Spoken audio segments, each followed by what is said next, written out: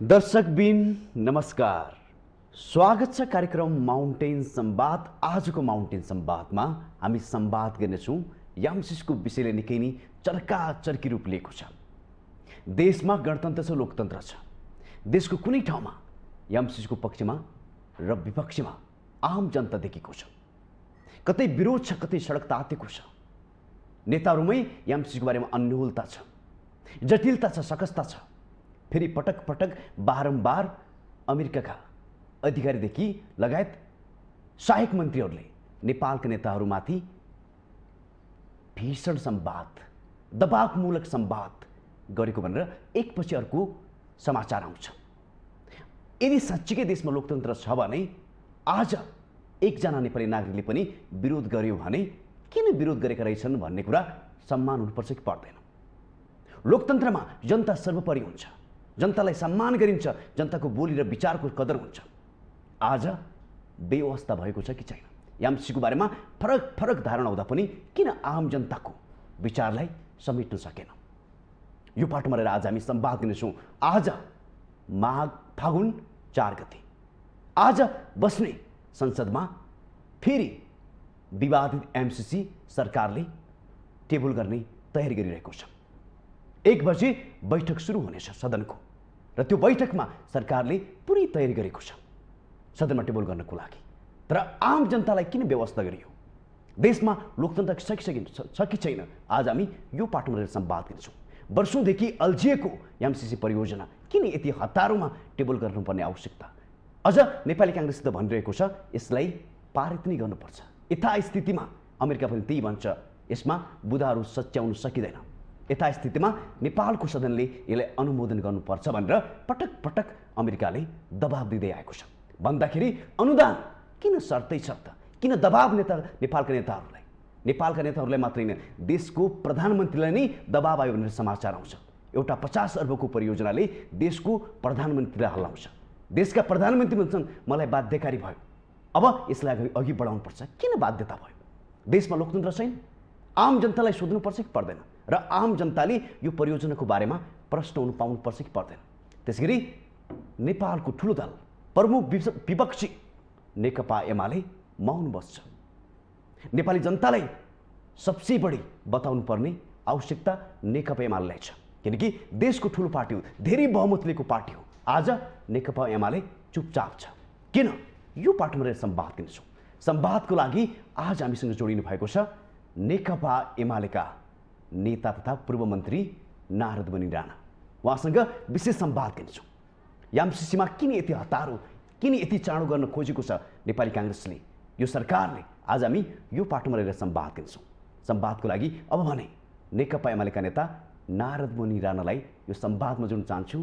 तपाईँलाई स्वागत छ। हस्, धन्यवाद। अब यो यामसिसी परियोजना हेर्ने हो भने निकै नै अन्योलतामा अघि बढिरहेको छ। आम जनतामा अन्योलता कायमी नै छ। अझ भन्नै पर्दाखेरि नेताहरू पनि यसको अन्योलता यथास्थितिमा हेर्दाखेरि किन यति हतारो तपाईँहरू चाहिँ यसलाई अघि बढाउन खोज्दै हुनुहुन्छ? खास कारण के हो? पहिलो कुरा धन्यवाद दिन चाहन्छु। निकै अहिलेको पेचिलो विषय र जल्दो बल्दो विषयमा हामी बहस छलफल गरिरहेका छौँ। यो आजको विषय होइन।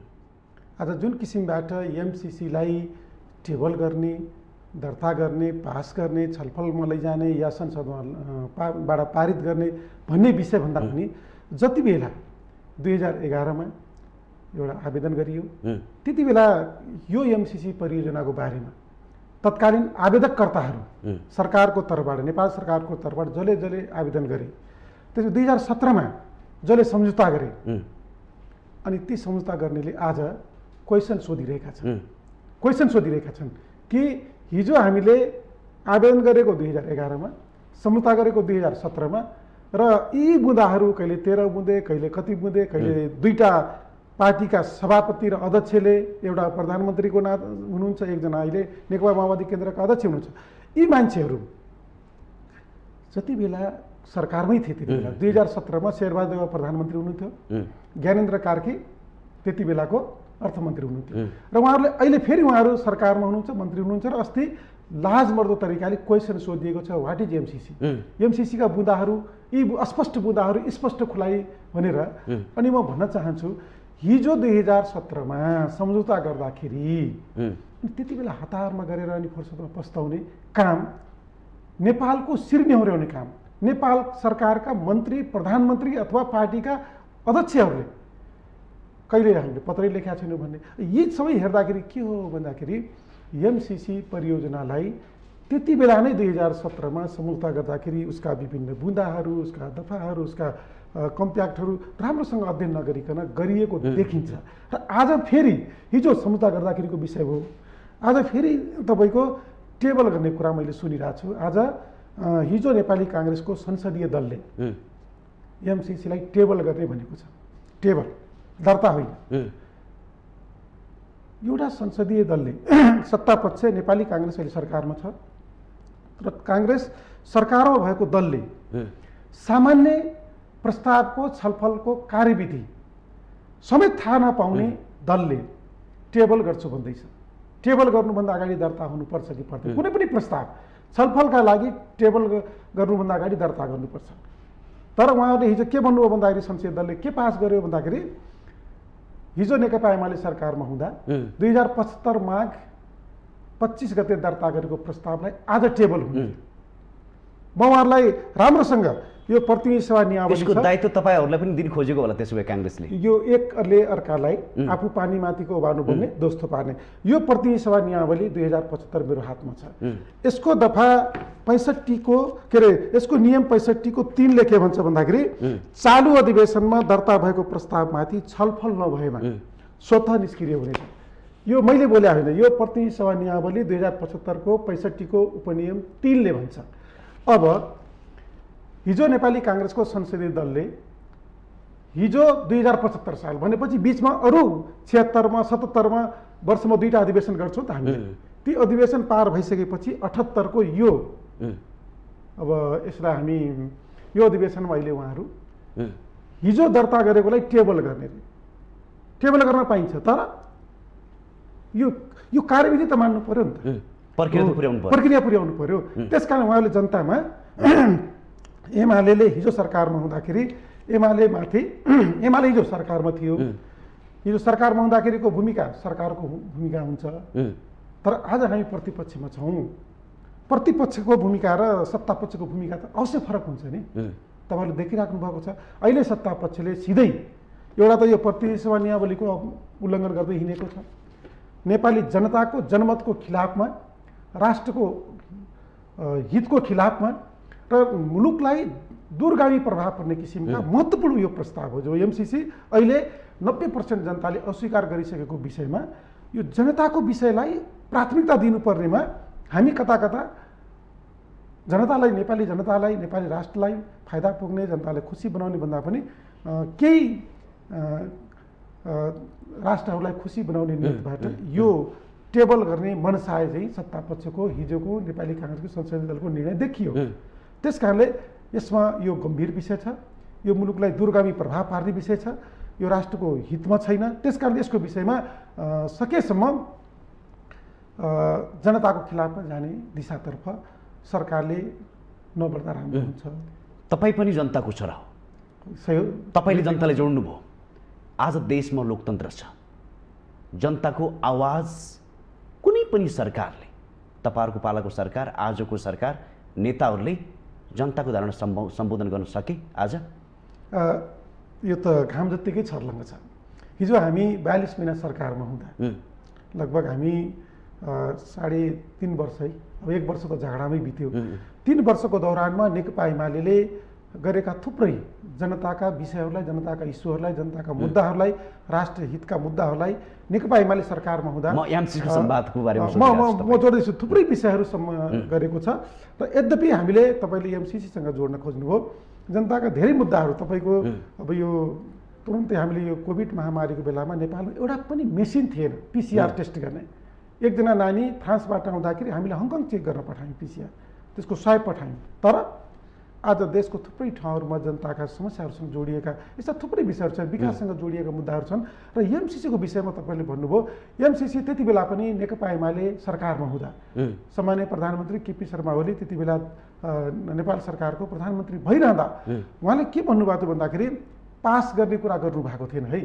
यो हामी अलिअलि गिजोलिँदैछौँ, अलिअलि यसलाई भ्रम छर्ने काम भइरहेछ।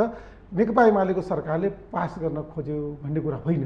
हामीले के भन्यो भन्दाखेरि 2017मा यही सरकार शेरबहादुर देउवा प्रधानमन्त्री, अर्थमन्त्री ज्ञानेन्द्र बहादुर कार्कीले सम्झौता गर्दाखेरि यो विषय, यो सम्झौता या सन्धि, म यसमा पनि छलफल गर्नुलाई तपाईँसँग, जुन यो एमसिसी सम्झौता भनियो, एमसिसी सम्झौतालाई संसदबाट अनुमोदन गरिनेछ भनेर त्यति बेला सम्झौता गरियो र त्यो गरिएपछि त्यो कसले गर्यो भन्दाखेरि एज अ नेपाल सरकारको फाइनान्स मिनिस्टरको नाताले गरियो। त्यो पनि गलत थियो। उता चाहिँ कार्यवाहक अध्यक्षले गर्ने एमसिसीको, यता चाहिँ नेपाल सरकारको मन्त्री, पोर्टफोलियो मिल्दैन। या उताको पनि कुनै राज्य मन्त्री कसैले गरेको भए त एउटा मिल्थ्यो नि। उता एउटा सरकारी अर्ध सरकारी जुन एउटा एनजिओ नै भन्दा हुन्छ त्यसले, अथवा अर्ध सरकारी निकाय भनौँ उताको एमसिसी, एउटा परियोजनाभन्दा बलवान देखियो। एउटा परियोजनाको कार्यवाहक हो, प्रमुख पनि होइन, कार्यवाहक प्रमुखले गर्ने, यता नेपाल सरकारको मन्त्रीले गर्ने। कति लाजमर्दो कुरा। एउटा त्यो भइगयो होइन। सन्धि सम्झौताको बारेमा पछि कुरा गरौँ। अब हाम्रो सरकारले के गर्यो भन्दाखेरि अब 2017मा नेपाल सरकारले गरेको हो, केपी ओलीले अथवा अरूले गरेको होइन कि नेपाल सरकारले सम्झौता गरिसकेपछि संसदमा हामीले दर्ता गरिदिन्छौँ, पुर्याइदिन्छौँ। पास र फेल गर्ने अधिकार त जनताका सार्वभौम प्रतिनिधिहरू, सार्वभौम सांसदहरू, सार्वभौम सत्ता सम्पन्न प्रतिनिधि सभाले गर्ने कुरामा अब सरकारको दायित्व टेबल गरिदिने हो। कुनै पनि बिल, यो एमसिसीको कुरा, कुनै पनि बिल, विधेयक, प्रस्तावहरू, सार्वजनिक महत्त्वका प्रस्तावहरू संसदमा प्रस्ताव दर्ता गरिन्छन्, टेबल गरिन्छन्। पास र फेल गर्ने अधिकार त सार्वभौम सांसदहरूको। त्यसकारण त्यति बेला नेकपा एमाले पास गर्ने भनेर होइन कि संसदको विषय भएको, संसदको बिजनेस एमसिसी सम्झौताको एउटा कम्प्याक्टमा त्यो गरियो। त्यस कारणले सरकार, नेपाल सरकारको नेतृत्वकर्ताको नाताले सरकारले टेबल संसदमा दर्ता गरेको हो, टेबल पनि होइन दर्ता गरेको हो। तर त्यो प्रस्ताव त यही कार्यविधिले निष्क्रिय पारिसकेको हुनाले यदि फेरि छलफलमा संसदमा ल्याउने हो भने फेरि दर्ता प्रक्रिया र टेबल प्रक्रियाबाट मन्त्रीले वक्तव्य दिएर आउनुपर्ने हुन्छ। यो मैले भनेको होइन, यो कार्यविधिले भन्छ। एउटा त्यो विषय छ। अर्को तपाईँको सम्झौता या सन्धि के हो त? यो अहिले पनि हामी जसरी पहिला महाकाली सन्धि अथवा महाकाली एकीकृत सन्धि या पञ्चेश्वर परियोजनाको जो सम्झौता गरेका थियौँ 10 वर्षौँ, म तपाईँलाई यहाँ भन्न चाहन्छु यो सन्धिको बारेमा व्याख्या गरेको छ। हाम्रो नेपाल सरकारले सन्धि कार्यान्वयन गर्ने यो विषय अलिकति यो पनि गुमराहमा लगिँदैछ। यो प्रश्न पार्छु। सन्धि सम्पन्न गर्ने सम्बन्धी निर्देशिका 2077 नेपाल सरकारले पारित गर्यो। सन्धि सम्बन्धी है, सन्धि। अब यो सन्धि, यो अब अहिले यो एमसिसी सन्धि हो कि सम्झौता हो भन्ने विषय पनि हामी अलिकति व्याख्या गर्नुपर्छ। यो मैले भनेको होइन कि त्यो सन्धि सम्पन्न गर्ने कार्यविधिले के भन्छ भन्दाखेरि सन्धि भन्नाले दुई वा दुईभन्दा बढी राज्यहरू वा कुनै राज्य र अन्तर सरकारी, यो अन्तर सरकारी हो पर्छ यो एमसिसी, अन्तर सरकारी सङ्गठन बीच लिखित रूपमा सम्पन्न भएको सम्झौता सम्झाउनु पर्दछ। यो सम्झौता हो कि सन्धि हो? अब यो बडा गम्भीर विषय छ। यो मैले भने होइन कि यो तपाईँले प्रश्न पारिदिनु पर्यो नि। अब म त्यो प्रश्न पार्दैछु। यहाँ के भनियो भन्दाखेरि हाम्रो सन्धि सम्पन्न गर्ने कार्यविधि यो निर्देशिका जुन छ 2077 यो नेपाल सरकारले जारी गरेको हो। र यसैले के भन्छ भन्दाखेरि दुई वा दुईभन्दा बढी राज्यहरू, एउटा त नेपाल सरकार भइहाल्यो, यता मन्त्रीले गरेको हुनाले राज्य नै भइहाल्यो। उता के हो भन्दाखेरि अन्तर सरकारी निकाय भनियो है। अब यसलाई यो सन्धि मान्ने कि सम्झौता मान्ने अन्तर सरकारी सङ्गठन भनियो। एमसिसी भनेको अमेरिकाको अन्तर सरकारी सङ्गठन हो। अन्तर सरकारी सङ्गठन बीच लिखित सम्पन्न भएको सम्झौतालाई के भन्नुपर्छ? सन्धि सम्झिनु पर्दछ।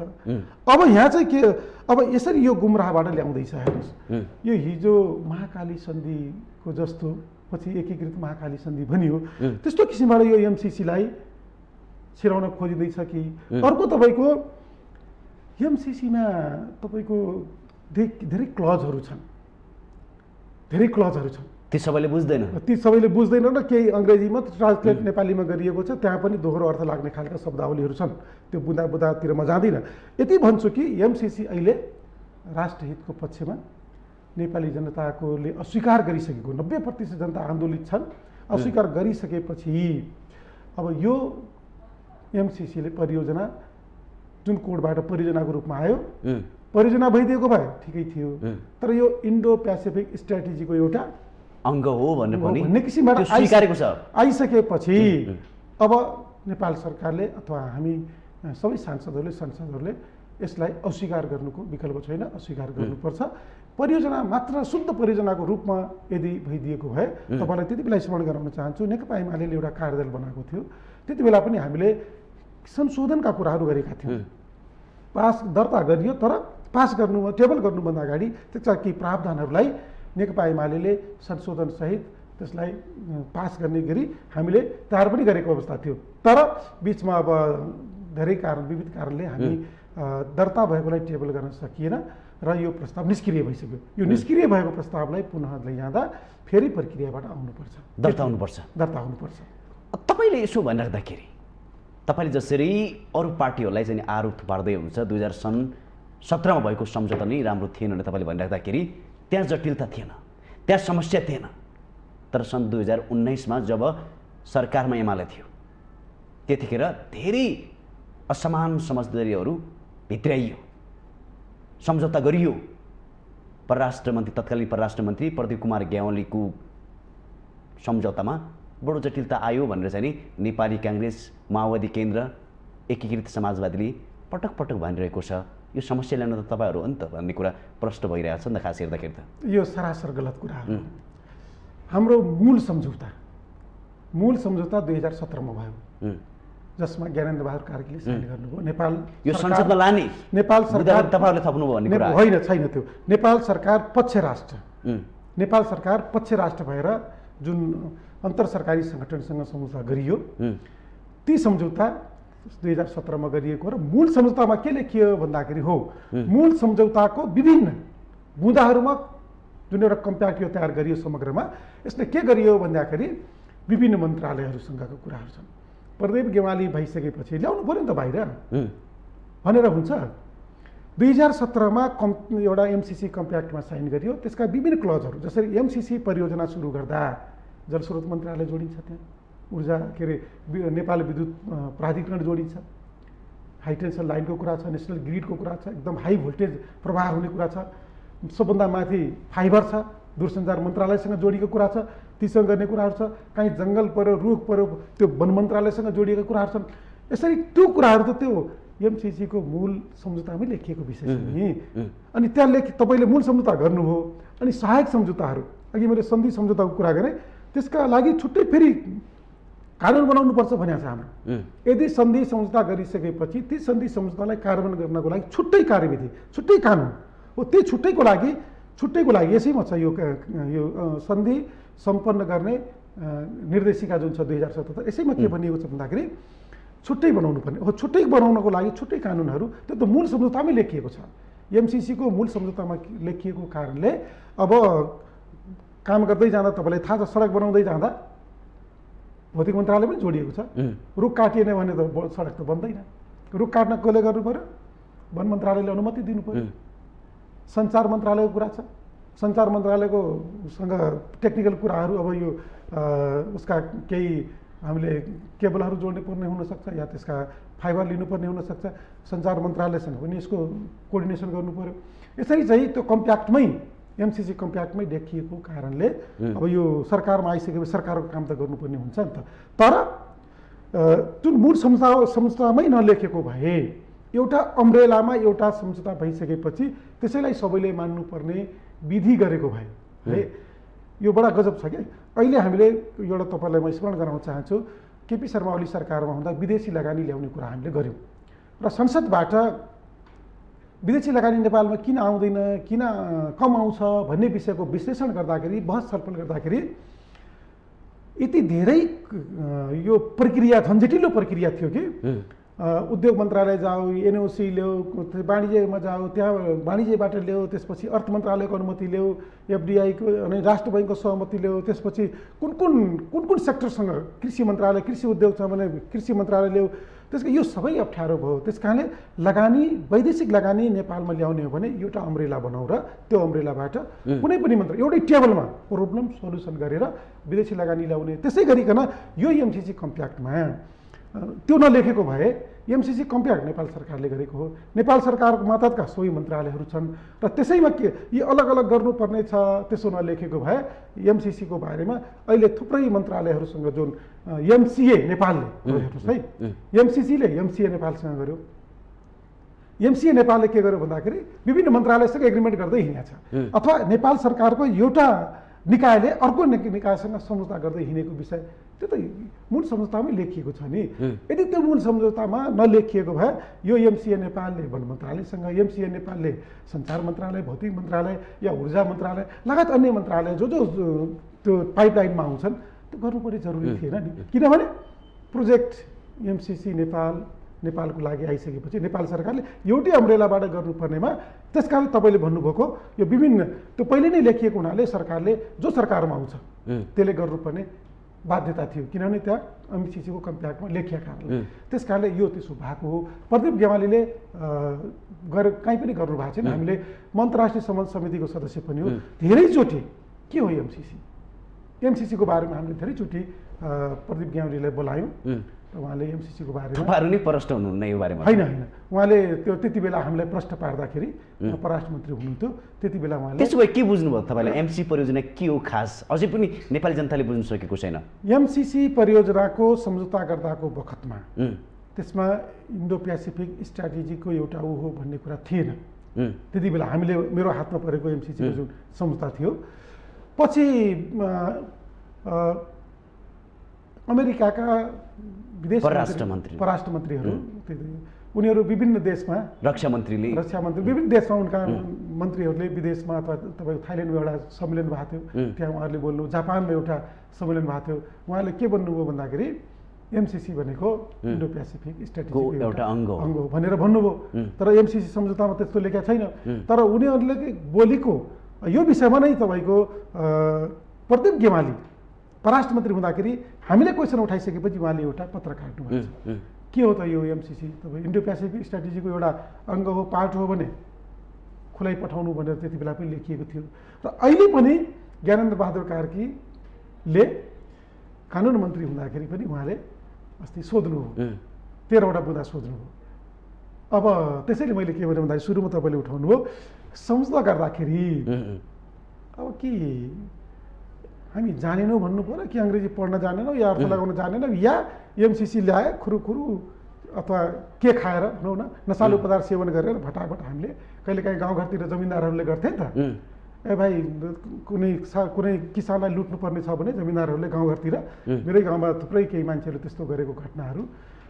त्यसो भए त्यो अमेरिकाले लगाएको छ नेपाली नेताहरूलाई लगाउने, बस मक्ख बनाउने अनि सबै कुरामा साइन गरिदिने त्यस्तो खालको पहिला जमिनदारहरूले गर्थे। तर आजकल त छैन त्यो चलन। त्यस कारणले अहिले यो परियोजनामा मलाई लाग्छ त्यति बेला राम्रोसँग अध्ययन गरिएन। त्यसको बारेमा के हो, यसको दूरगामी प्रभाव के हुन्छ, यसले पार्ने प्रभाव के हुन्छ, नेपाललाई बेनिफिट के हुन्छ, नेपाली जनताको हितमा छ कि छैन, नेपाल राष्ट्रको हितमा छ कि छैन। र यो परियोजना हामी परियोजना त लियौँ तर यो यसको स्ट्राटेजिकली यसले नेपाललाई अथवा अरू देशसँगको सम्बन्धलाई यसले के प्रभाव पार्छ भन्ने विषयमा स्ट्राटेजिकली हामीले अध्ययन गरेनौँ या बुझेनौँ या जानेनौँ, हतारमा गऱ्यौँ फुर्सदमा पस्ताइरहेछौँ भन्ने खालको हुन्छ कि। यो किन भन्दैछु भन्दाखेरि नेपाली जनताको र नेपाली राष्ट्रको हितभन्दा बाहिर गएर कुनै पनि सन्धि सम्झौता कुनै पनि सरकारले गर्नु हुँदैन। र एउटा स्मरण गराउन चाहन्छु, यो सम्झौता नेकपा एमाले सरकारमा हुँदा गरेको सम्झौता होइन, अरूले गरिदिएको सम्झौता। एज अ सरकारको नेतृत्वकर्ताको नाताले सरकारले जहाँ पुर्याउनु पर्ने विषय थियो त्यहाँ पुर्याउनुसम्मलाई दर्ता मात्रै गरेको नेकपा एमाले पास गर्नको लागि अथवा टेबल गर्नको लागि, जसको बिजनेस हो संसदको बिजनेस त उति बेलै बन्यो नि 2017मा। त्यस कारण त्यहाँसम्म लगेको हो। नेकपा एमाले स्पष्ट छ, जनताको जनविरोधी काममा, राष्ट्रको अहित हुने काममा नेकपा एमाले जाँदैन, गर्दैन। तपाईँले के सोध्न चाह्यो भने नेताहरूको दोहोरो चरित्र देखिन्छ हेर्दाखेरि। हिजो जब तपाईँहरू सरकारमा हुनुहुन्थ्यो यसको पक्षमा तपाईँहरू देखिनुहुन्थ्यो। अझ भन्नै पर्दाखेरि अहिले पनि सामाजिक सञ्जालमा हेऱ्यो भने नेकपा एमालेका अध्यक्ष केपी शर्मा ओलीले बोलेका संवादहरू प्रत्यक्ष रूपमा छन्, तपाईँहरू पनि हेर्न सक्नुहुन्छ। यो देशको गौरवमय परियोजना हो, यसलाई भित्र्याउनुपर्छ, देशको हितमा छ भनेर बोलेका कैयौँ उहाँहरूको अहिले टिकटकमा पनि भाइरल भएका छन् उहाँले गरेका संवादहरू। फेरि आज मन बस्ने तपाईँ त अझ भन्नै पर्दाखेरि तपाईँको संवादले त विरोध गरेको जस्तो देखिन्छ हेर्दाखेरि। यस्तो दोहोरो चरित्रले देश अब तपाईँहरू बेच्ने लक्ष्यमा पुगिसक्नु भयो हो? दोहोरो चरित्र होइन, नेकपा एमाले स्पष्ट छ एमसिसीको बारेमा। हिजो सरकारमा हुँदा पनि नेकपा एमाले आफ्नो स्पष्ट अडानहरू जनताको सामु, राष्ट्रको सामु राखेको विषय हो। राम्रो छ भन्नुभएको छ तपाईँहरूले? होइन, राम्रो भनेको होइन। हामीले के भन्यो भन्दाखेरि एमसिसी तपाईँ अझै पनि संवाद सुन्नु सक्नुहुन्छ? मैले सुनेको छु, तपाईँले टिकटकको कुरा गर्नुभयो। उहाँले एउटा प्रोग्राममा प्रधानमन्त्री हुँदाखेरि उहाँले भन्नुभएको थियो, अब तपाईँ एउटा कुरा मान्नुहोस्, नेपाल सरकारले कुनै सम्झौता अथवा सन्धि गरिसकेपछि त्यो त नेपाल सरकारको हुन्छ, कुनै व्यक्ति विशेष अथवा पार्टी विशेषको परियोजना त हुँदैन। त्यो परियोजना 2017मा नेपाल सरकारले गर्यो, त्यो परियोजना नेपाल सरकारको भयो, नेपाल सरकारको परियोजना भयो। सरकारमा हामी आयौँ, सरकारमा हामी आइसकेपछि अब त्यो त 2011देखि निवेदन, मैले भने नि त 2011देखि आवेदनदेखि त्यसका स्ट्यान्डर्डहरू मिट गर्दै प्रक्रिया पुर्याउँदै कागजपत्र पुर्याउँदै गर्दै जाँदा 17मा एग्रिमेन्ट भयो। 11बाट सुरु भएर 6 वर्षपछि तपाईँको 17मा सम्झौता भयो। सम्झौता भइसकेपछि त अब प्रक्रिया त अगाडि बढाउनु पर्यो। त्यति बेलासम्म कसैले पनि इन्डो पेसिफिक भनेको अवस्था थिएन। तपाईँलाई स्मरण गराउन चाहन्छु, पछि जब केपी शर्मा ओली सरकारमा आइसकेपछि त्योभन्दा अगाडि तपाईँले कसैले विरोध गरेको सुन्नुभयो? 2017देखि 19सम्म आउँदाखेरि कसैले विरोध गरेको देख्नुभयो? कसैले विरोध गरेन। जब किन विरोध गरेन भन्दाखेरि त्यो एमसिसी सम्झौता कम्प्याक्टमा थिएन। अहिले पनि भन्छु त्यो थिएन। तर अमेरिकाका परराष्ट्र मन्त्री, विदेश मन्त्रीले बोल्दै हिँडेपछि नेपाली जनता, नेपाली नेताका कान ठाडा भए। ए त्यसो हो भने त त्यसपछि केलाउन थाल्यो, हेर्न थाल्यो। 11मा एप्लाई गरेको, 17मा सम्झौता भएको, अनि 19 3 वर्षसम्म नेपालमा के नेताहरू सबै सुतेकै थिए त? हेर्नु पर्थ्यो नि त। हो, त्यस कारणले केपी शर्मा ओलीले त्यति बेला बोलेको क्लिप हो त्यो। उहाँले प्रधानमन्त्री पनि हुनुहुन्थ्यो, उहाँले कार्यक्रममा राख्नु पर्यो नि त। उहाँ त नेपालको 13 अरब जोड्नु पर्ने छ नि त। त्यसमा नेपालले 13 अरब के भन्छन् सहभागिता, के भन्छन् म्याचिङ गर्ने भन्ने त छ नि त। हो, त्यो गरिसकेपछि बजेटमा राख्नु पर्यो नि त। बजेटमा राखेको कारणले केपी शर्मा ओलीले यो परियोजना ठिक छ भन्नुभयो। तर जब दात्री निकायले अथवा परियोजना दिने देशहरूका मन्त्रीहरूले, अधिकारी प्रतिनिधिहरूले बोल्न थालिसकेपछि न हाम्रा नेपाली जनताले तपाईँले भन्नु खोजेको, त्यस कारणले जोडिहाले, तपाईँले भन्नु खोजेको सरकारमा हुँदाखेरि लम्पसारवादी त हुनु परिहाल्यो नि भन्नु खोज्नु भयो। यो गलत कुरा हो तपाईँको। त्यति बेला तपाईँको संवादले त्यही देखाउँछ। होइन, सरकारमा हामी सरकारमा थियौँ त, मैले भने नि त। 17मा नेपाली काङ्ग्रेस सरकारमा थियो, 19मा हामी आयौँ। आज काङ्ग्रेस हामी आइसकेपछि आज त 22 छ नि। यो गिजोलिएको कति हो? आज तपाईँ भन्दै हुनुहुन्छ यो गिजोलिएको त लगभग 1.5 वर्ष जति भयो नि त। त्योभन्दा अगाडि त 17देखि यो कोभिड तपाईँको सुरु हुनुभन्दा अगाडि त यो प्रोजेक्ट गिजोलिएको थिएन नि त। किन गिजोलिएन भन्दाखेरि हिजो कसैले बोल्दिएन, एमसिसीको सम्झौतामा त्यो स्ट्राटेजीको ऊ हो भन्ने थिएन।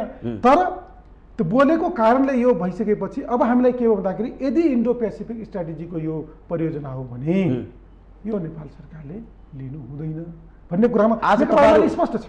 तपाईँहरू विपक्षी हुनुहुन्छ, तपाईँहरू चाहिँ इन्डो पेसिफिकसँग जोडेको छ भने तपाईँहरू भन्दै हुनुहुन्छ नेपाली काङ्ग्रेस छैन भन्छ।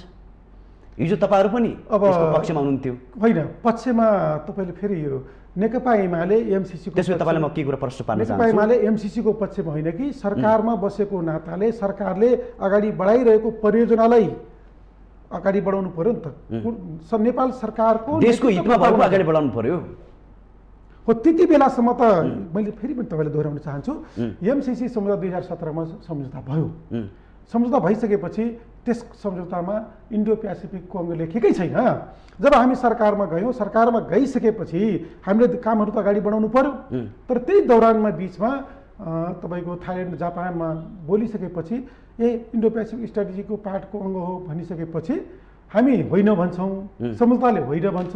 तर उहाँहरूले जो उनका यो अन्तर सरकारी यो सङ्गठन छ अमेरिकाको यो एमसिसी, यसले यसको सम्झौतामा छैन। तर यिनका आधिकारिक मन्त्रीहरूले, अमेरिकाको आधिकारिक विदेश मन्त्रीहरूले बोलिसकेपछि त हामीले त मान्नु पर्यो नि त। त्यस कारणले सम्झौतामा पनि के लेखेको छ भने डोमेस्टिक लज भन्दा त्यो सम्झौताको ल चाहिँ नि माथि हुनेछ भन्ने चाहिँ उल्लेख भएको छ। तपाईँहरूले यसो भन्नु मिल्छ? हो, यही मैले भनेको। यो कसले गर्यो त? 2017मा कसले साइन गर्यो? यिनै ज्ञानेन्द्र बहादुर कार्की शेरबहादुर देउवा प्रधानमन्त्री हुँदा भएको सम्झौता होइन? यो लेख्न हुन्थ्यो कि हुन्थेन? नेपालको कानुनभन्दा त्यसैले यो एमसिसीलाई अरू पनि हामी के एमसिसी मात्रै एउटा परियोजना नेपाल सरकारले लिएको हो त? कति धेरै योजनाहरू, कति धेरै परियोजनाहरू नेपाल सरकारले अनुदानको रूपमा पाइरहेको छ। त्यसो भए अरबको छ। तर यो चाहिँ संसदबाट पास गर्नुपर्ने, पास भएपछि नेपालको कानुनभन्दा ठुलो हुनुपर्ने भन्ने कुरा जुन छ यो गलत हो। यो कुरा नै गलत हो। त्यस कारणले हामीले के भन्दैछौँ भन्दाखेरि यो त नेपाल संसदबाट पास भयो भने अहिले यो एमसिसी परियोजनाले हामीले पास गर्यो भने यो त हामीले संविधान नमानेको ठहरिन्छ, नेपालको कानुनलाई अवहेलना गरेको ठहरिन्छ। नेपालको कानुनभन्दा, नेपाली जनताको लागि नेपालको कानुनभन्दा अर्को कुनै पनि कानुन ठुलो हुन सक्दैन। हाम्रो लागि 50 अरब ठुलो कुरा होइन। त्यसकारण हामीले के भन्यो भन्दाखेरि यसका केही डिफल्ट क्लजहरू छन्। यसका तपाईँको यो नेपालको कानुनभन्दा ठुलो हुनुपर्ने, यसलाई मान्नुपर्ने, अथवा एमसिसीका कुनै कर्मचारी, सेना अथवा त्यहाँका प्राविधिकहरूले केही नेपालमा अपराध गर्यो भने अथवा केही गर्यो भने यताको कानुन नलाग्ने, उतैको लाग्ने, यस्ता खालका कुराहरू छन्। तपाईँको अडिटिङ सिस्टमका कुराहरू छन् होइन। अनि ट्रान्समिसन लाइन लैजाँदाखेरि अन्य देशको सहमति लिने कुराहरू छन्, सोध्नुपर्ने कुराहरू छन्। यस्ता कुराहरू अब नेपालको सन्दर्भमा नेपालमा बनाउँदाखेरि अरूलाई सोध्नु परेन।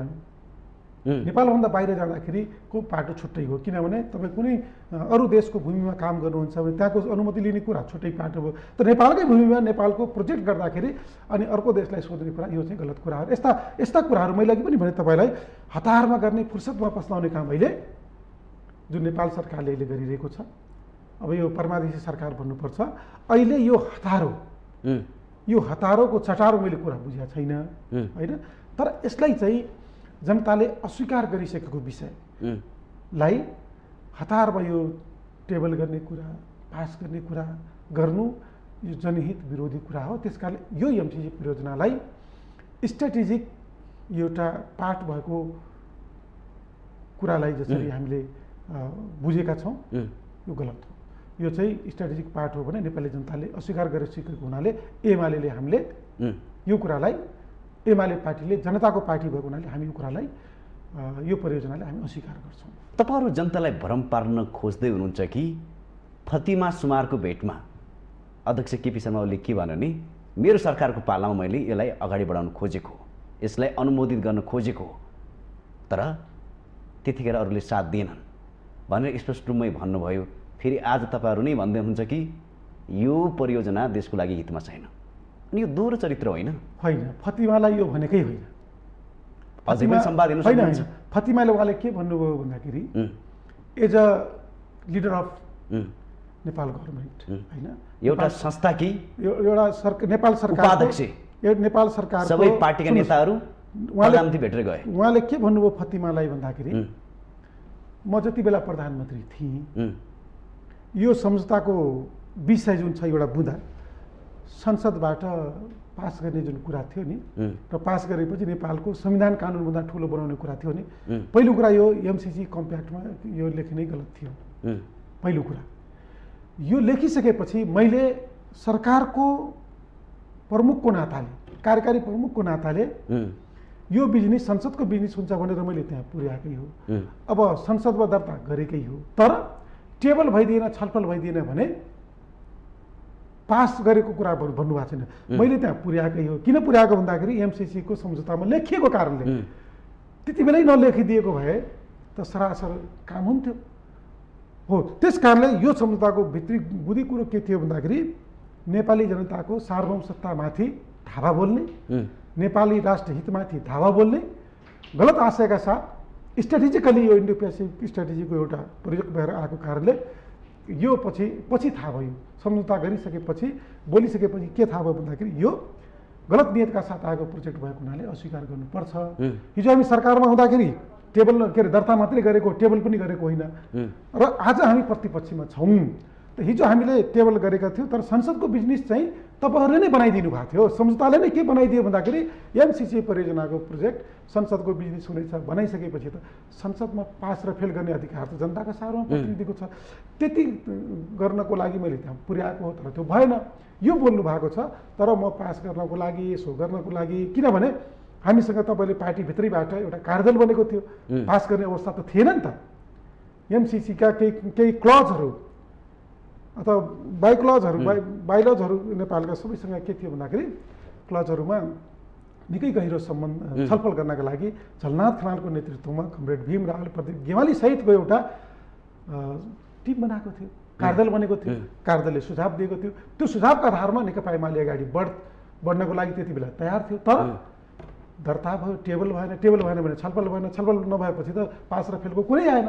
यति चाहिँ भन्नुभएको है, यो मैले पास गर्नको लागि त्यसो भनेको भन्नुभएको होइन।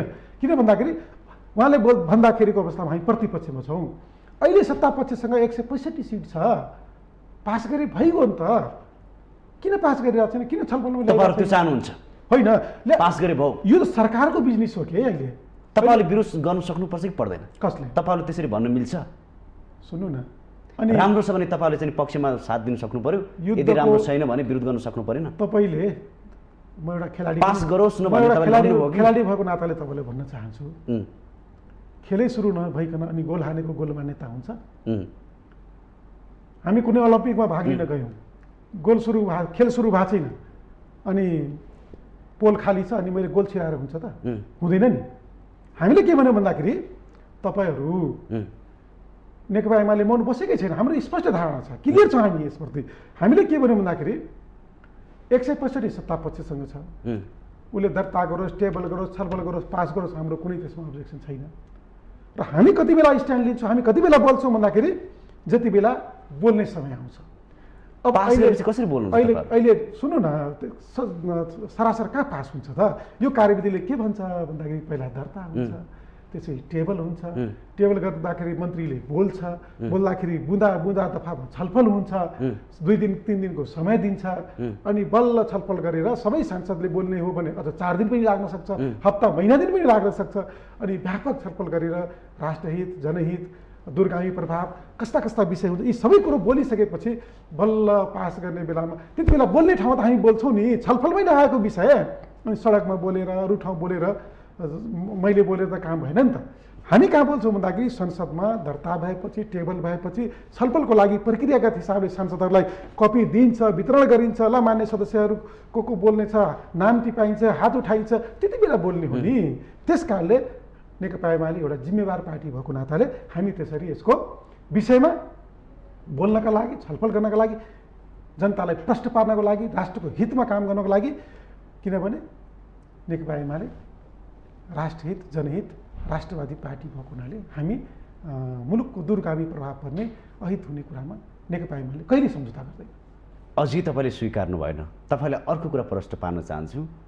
माघ 27 गते अमेरिकाका विदेश सहायक मन्त्री डोनाल्ड लूले नेपालका नेताहरूलाई धम्कीपूर्ण भाषण दिए, संवाद गरे। त्यसमा नेकपा एमालेका अध्यक्ष केपी शर्मा ओली पनि परे भन्ने संवादमा बाहिर आयो। प्रधानमन्त्रीले पनि त्यही संवाद भयो, जसरी भयो नि यसलाई अनुमोदन गर। माओवादी केन्द्रका अध्यक्ष पुष्पकमल दाहाल 3वटा नेताहरूलाई, देशको प्रधानमन्त्रीलाई धम्कीपूर्ण भाषण गरेर जसरी भयो नि यसलाई पास गर भनेर भने त्यसपछि त्यो मौनता पनि टुट्यो नेकपा एमालेको।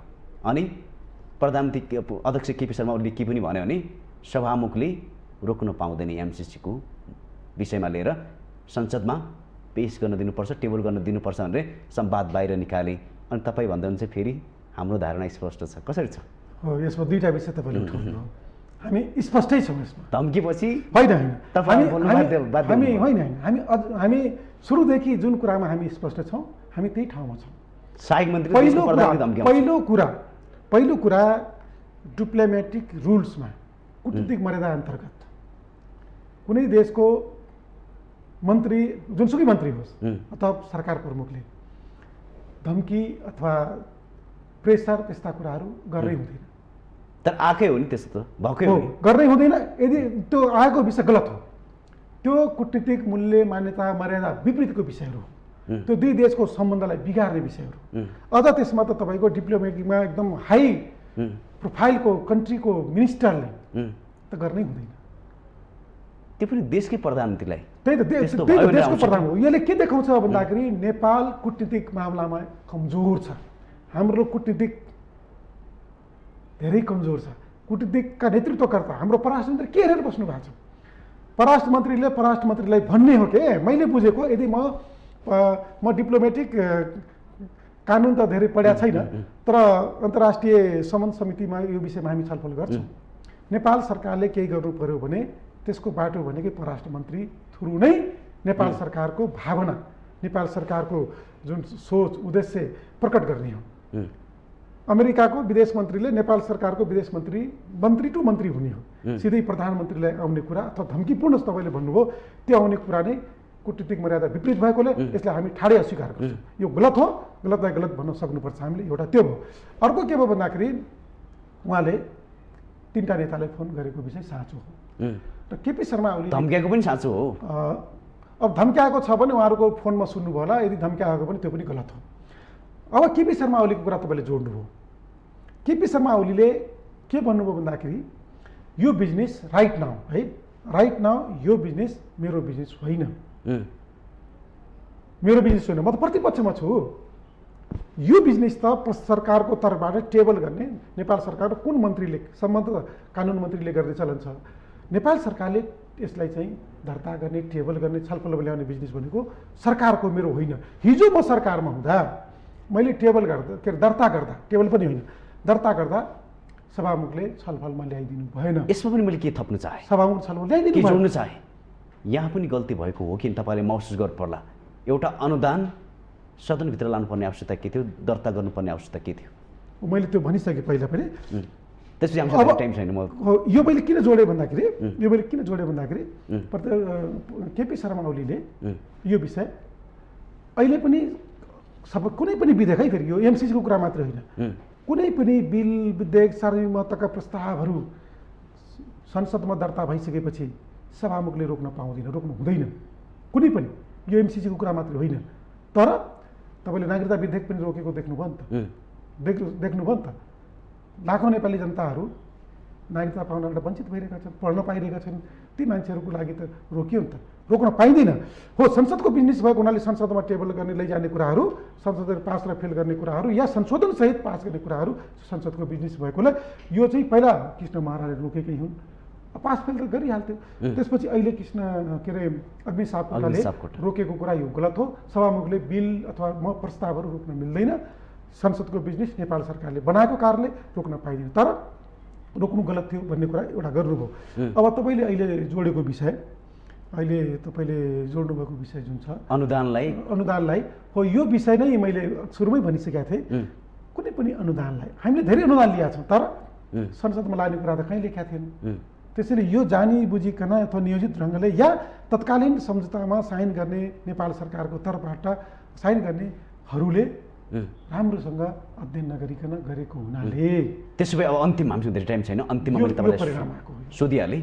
अन्तिममा आज नेपाल सरकारले सदनमा यो परियोजनालाई चाहिँ नि टेबल गर्दैछ।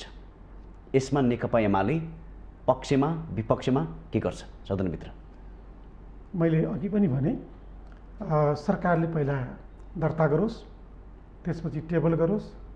छलफलमा आइसकेपछि नेकपा एमालेको तर्फबाट म नेकपा एमालेको एउटा सांसदको नाताले हामी स्पष्ट रूपमा जनहितमा, राष्ट्रहितमा, राष्ट्रको सार्वभौमसत्ता, राष्ट्रिय अखण्डतामा दूरगामी प्रभाव नपर्ने किसिमबाट हामी हाम्रो कुराहरू दृढतापूर्वक राख्छौँ र निकास के त नि? निकास त अब संसदको बिजनेस भएको हुनाले अब सत्ता पक्षसँग 165 सिट छ, उसले के गर्छ यो सरकारको बिजनेस हो। हामी प्रतिपक्षको नाताले यसमा भएका गलत कुराहरूलाई उजागर गरेर जनता सामु लैजान्छौँ, जनतामा जान्छौँ र जनतालाई यो विषयमा सूचित गर्छौँ हामी। हस्, पक्कै पनि तपाईँले भने जस्तै यदि एमसिसी परियोजना टेबल भएपछि यसमा गहन रूपमा बहस हुनुपर्छ। यदि राम्रा पक्ष र नराम्रा पक्षहरूमा गहन रूपमा बहस हुन्छ, किनभने यो जनताको हितमा हुने छैन र जनताको हितको लागि यो विषयमा गहन रूपमा छलफल हुनुपर्ने आवश्यकता छ भन्दै यो संवादमा जोडिनु यसको लागि धेरै धेरै धन्यवाद दिँदै बिदा हुन चाहन्छु। नमस्कार। धन्यवाद।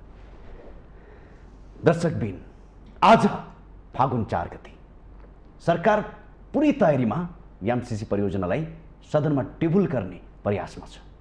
आज लाँदैछ र आम जनताको विरोधका बावजुद पनि सरकार यसरी किन अटेरी भएर सदनमा लाँदैछ, यसको जवाब सरकारले दिनुपर्छ र यो विषयमा गहन रूपमा बहस भएर मात्रै यो विषयमा अघि बढ्नुपर्ने आवश्यकता छ भन्दै आजको कार्यक्रमबाट म कार्यक्रम सञ्चालक खगेन्द्र विष्ट बिदा हुन चाहन्छु। नमस्कार।